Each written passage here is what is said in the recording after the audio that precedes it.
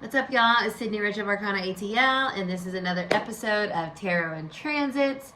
And this is Venus Retrograde. So if you are wanting to know what the vibes are through my spiritual lens on this transit, make sure you stick around, like, share, comment, and subscribe. Check out all the other tarot and transits. And let's get into this Venus Retrograde energy, y'all, on this edition of Tarot and Transits.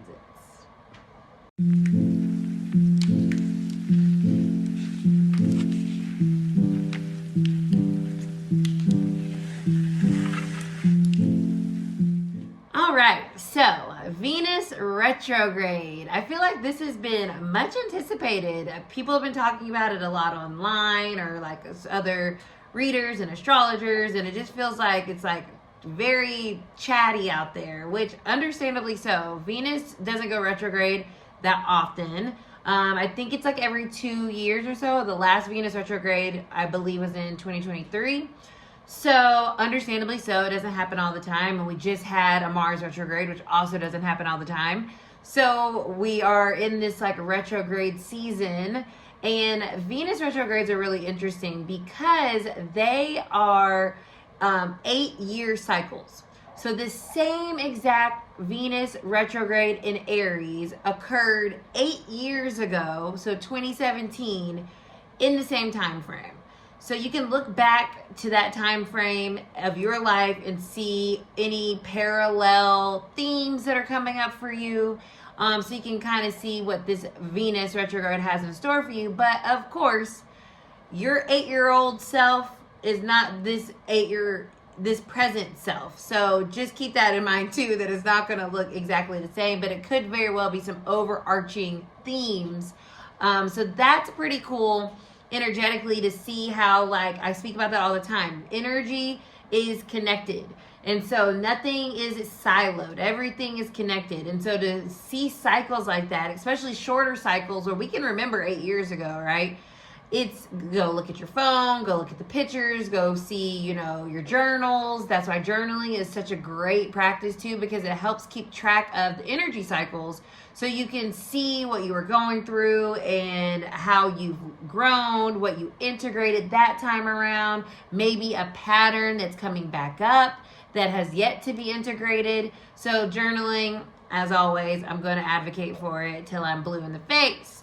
So this Venus retrograde, it started March 1st in Aries, and it'll stay in Aries until the 27th of March. Then it will move back into Pisces, which we experienced that already in January.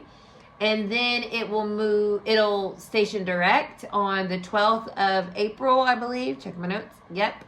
And then it will move into Aries on the 15th. So we're doing this song and dance with Aries and Pisces energy. And it is a song and dance that we are not only doing with this Venus transit, but we are doing with these big major planets as well. So energy is so interesting to me because nothing is a coincidence, of course.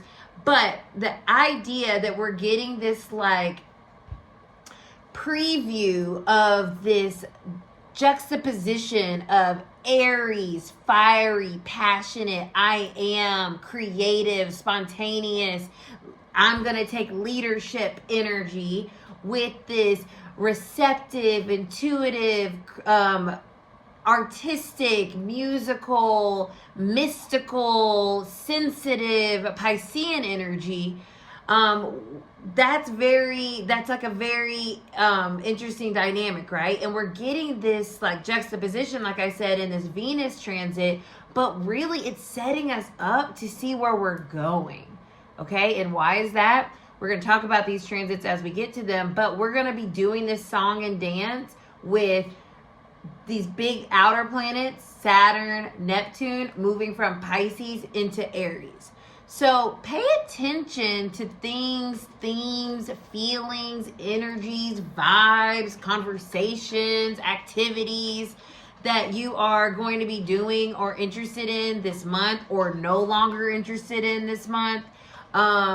Because that can give you a little preview of what this next phase of your life is going to look like for the next years to come, okay?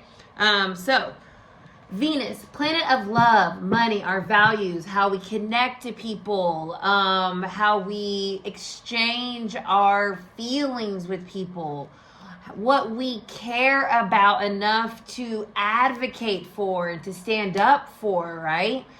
Venus a lot of time is connected to like the feminine. It is the divine feminine, right? And so it's also connected to like marginalized populations in general, oppressed populations, because there's this sensitivity, there is this sense of needing to be protected. And Venus is that protected, loving, nurturing, compassionate energy, as opposed to the divine masculine of Mars. So when we think about Venus energy, it's very layered in the sense of our personal lives when it comes to like our money and our aesthetic and beauty and art and hobbies that we like and how we decorate, and also what makes us feel comfortable, and also the people that we connect with and the relationships that we have and how we show our love in those relationships. But it's also like an energy for the collective of how we are nurturing and caring, and how are we standing up for the values that we have as a human race, right? And what are we doing to support and protect and be compassionate and loving to people that need voice and for advocacy, right? It's also connected to like children energy too. So Venus is a very important planet. And it is a benefic, so it brings us good things. But when it goes retrograde, it is highlighting the way that these things that bring us good things can also at times need to be refined or reassessed or reinforced or released, right? So is always the vibe for retrograde, right? We're always doing all the re's, remembering, releasing, revisiting, realigning. And we're doing that with this Venus retrograde as well. So that's why you might see other readers or other astrologers speaking about relationships breaking up and this, that, and the third. But for me, when I really sit with this, it feels much more like, especially since it's in Aries, it feels much more personal. Right? It's less about other people right now. And when we get back into Pisces, we'll do a video on that and we'll talk about what that energy is. But this retrograde in Aries is about us, right? Aries mantra is I am. So it is about ourself. And so as we are navigating this retrograde, we're being asked to really take the connections in our lives, take the values that we have, take our financial circumstances, and really start to look at them and really take an assessment of what is in alignment with who we are at this moment in time and who we're becoming, and what has kind of, we're done here, right? It's reached its expiration date. And that could be a boomerang back to that 8-year ago cycle, right? Something that we used to value, used to care about, used to want to put our energy into, how we were making our money, the relationships that we had, the friendships that we had, like how we dress, what our hair was doing, all of those things. We're in this place now of seeing like, well, who am I now? How am I showing up? What do I need? How do I feel? How do I want to love? What do I care about? So it is a very self-oriented energy. So I don't necessarily feel that this is a breakup energy, but I do think it's an energy that makes us emphasize ourselves, and that may lead to assessing that, you know what, this energy doesn't work with me anymore, and therefore let's release it. I think this is a time for us to really look at the things in our lives that we value and start to understand how that relates to who we are at this exact moment of our lives. Retrogrades are so helpful because it's asking us to slow down and take an assessment of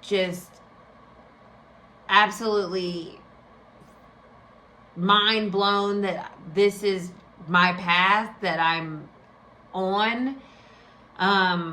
When I look back 8 years ago, that was something, tarot was something I was doing on the low, you know what I mean? And not many people knew I even did it. And it's just so crazy to see that this is where I am. So let's see what this collective energy is, okay? Shall we? I hope you guys didn't mind my little extended collective energy read before we got into the tarot read.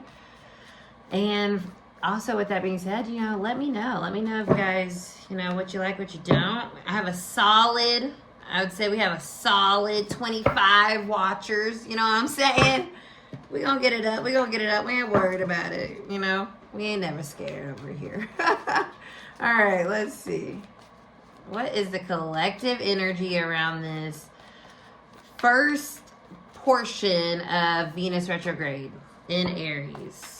The Two of Cups wanted to show itself. What is the collective energy?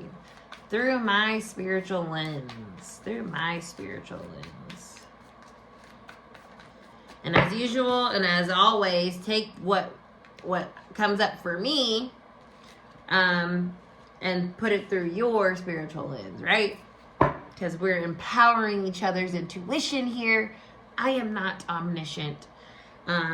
This is just my views, thoughts, and opinions, my intuitive messaging, all the things, right? Okay. So when I was shuffling, the Two of Pentacles came out. And I'm going to talk about this in a second, but that's really interesting to me. Our bottom of the deck message is the Knight of Swords reverse. Literally perfect retrograde energy. Why? Because the Knight of Swords upright is very locked and loaded and moving forward towards something very intently, very clearly, very purposefully, very without any distractions. A reverse Knight of Swords in this context is taking its time to reassess, evaluate, and remap the plan. So we're remapping the plan here. We're really thinking about, before we take action, what it is that brings us a sense of balance in our lives. What's missing? What do we need to emphasize more? Where are our priorities lying right now? Our values, right? What are our values? What do we care about?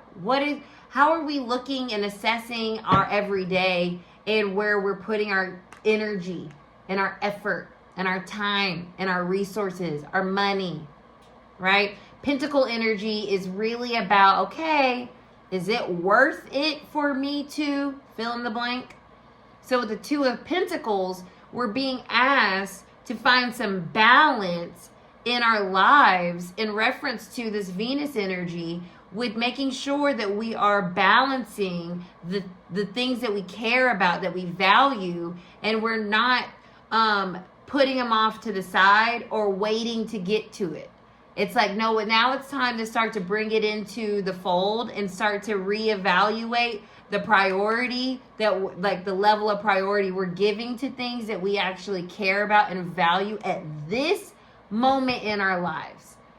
This is as we go back and look with the retrograde, this is very future oriented, because we're trying to move forward, right? Once this is over, the Knight of Swords is going to be running and getting on that bike and got things to do, right? Once this retrograde ends in April, we got things to do. It'll be spring. It'll be Aries season. So we're being asked to reevaluate our priorities. What do we care about? What do we value? What matters to us? Who matters to us? The Nine of Swords reverse. Like I was mentioning, this could be a challenging transit. It's not easy sitting and thinking about things. You know what I'm saying? It is so overwhelming sometimes, and also thinking about the past and then the present and then the future that can elicit anxiety, right? The future, and depression with the past.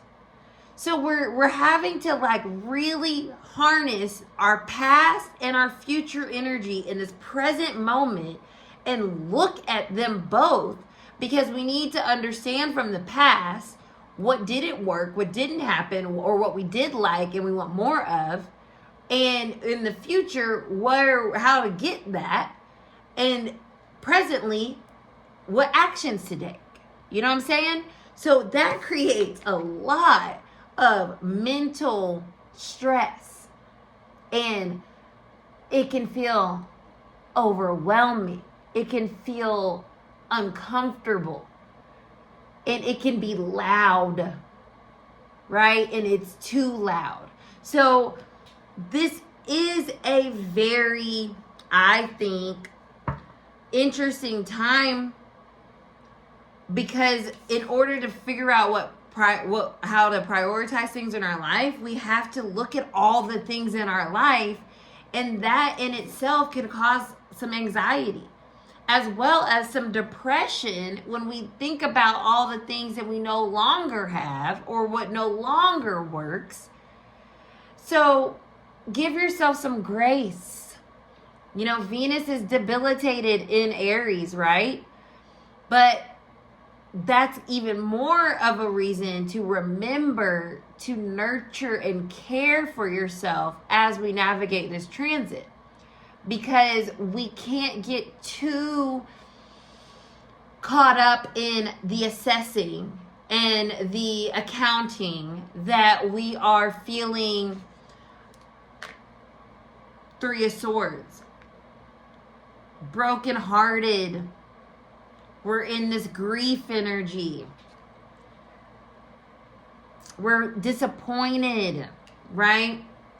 This transit, I feel, is, I'm going to say it again, it is challenging, but I feel like it's here to help us release, because this is coming up reverse, the pain, the disappointment, the frustration, the grief around what was or what could have been and what isn't, so that we can now get more balance in our life moving forward in what we're actually putting our attention to and what we actually value and care about. But it's not without a lot of sleepless nights or lots of journaling or lots of just ruminating. It's not without that. But we are releasing ultimately this icky energy or this painful energy or this heartbreak energy of the past, of the longing. Because now we're realizing, well, in order for us to move forward, I got to get rid of some things. Some people, some ideas, some situations. Oh, look, the sun's even coming out reverse. Dang, bruh. But the sun, even with it reverse, it tells us that light is always going to come at the end of the tunnel. But it is a little bit of a cloudy transit. I'm not going to lie to y'all. I am not going to lie to y'all. This is a cloudy transit, and I've been feeling this, and I had a feeling it was going to come up this way. But, like, take it through your spiritual lens. It doesn't have to be cloudy for you. But if it is, then understand that the sun's going to come back out. But we can't have a sunny day every day. And when the clouds come, we have this ability, an opportunity to look within, stay inside, right? So really take that assessment that we're needing to take so we can get, I just saw this, clarity, crystal clear clarity on who we are. I am, right, Aries energy, this person. And I'm happy to be this person. I'm joyful. I'm optimistic about who I am. But it's challenging to get into that acceptance of self after we have to take an evaluation of what is still in alignment with us and what isn't, in regard to this Venusian energy of what we love, our finances, our connections, our values, and our aesthetic. Even we can be like, you know what, for me, I love my hair straight right now, and I'm like, how do I live a life with straight hair when I've been living a life with natural hair? You know what I mean? That's such a superficial thing, but like that is one of these thoughts, right? You see all those birds in the sky, one of these thoughts that I'm thinking about. So the sun is here to let us know that the sun is always going to come out, and that we're always going to have this growth and this expansion that's coming from these moments of retrograde, these moments of reflection. But with it reversed, it is a little bit of a partly cloudy transit. You know what I'm saying? Because we're trying to get some stability. That's the goal overall. Stability in our Venusian area of our life. The Four of Pentacles, stable, secure. We know what we have, and then therefore we know what we can give. We know what we have, therefore we know what we want to get more of. We know what we have, and we know what we covet and what we care about. You see, she's holding this purse. She cares about that purse. And so once we get through this and get to the end of the tunnel with the light here, we're going to know what we care about and what matters to us. And that is a beautiful thing, because that sets us up for longevity within those areas of our life. Because this is Capricorn and Cancer energy, technically speaking. Look, in our lives, Ten of Pentacles is our life. This is everything that we care about and we work hard for and that we attained. The Ten of Pentacles represents life, your life.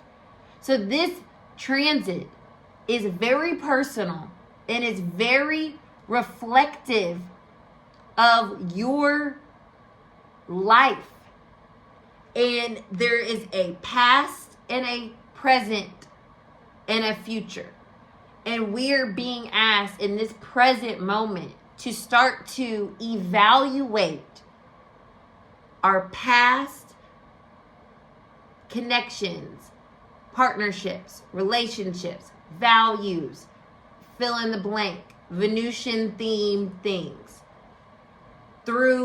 Via us, Aries, I am who we are, and then saying, what do I want at the end of the day to look back on in my life and say, wow, I really cared about this.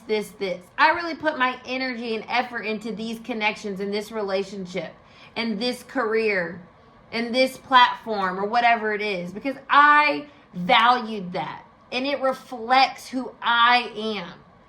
And it reflects what I care about, what I nurtured, who I nurtured, right? So this is a big transit. And I think it's going to start to feel more nourishing once we get into Pisces. Look, Queen of Cups, exactly. Once we get into Pisces energy, we're going to feel more of the love, more of the expansion, more of the, I would say, emotional expansion, right? More of the growth, of the integration when Pisces comes around. So that is our collective read, y'all. And I'm feeling these vibes heavy. So let me know if you are. This was a little bit of a lengthy one. I had a lot to chat about. So if you made it, drop me a heart in the comments. Please like, share, comment, and subscribe. And check out the other tarot and transits. Check out our daily meditations, the Reiki. And we will be having something really cool and really special coming at the end of all these retrogrades, because we are not putting anything out like that right now, okay? Bless, and see you guys next time. Bye!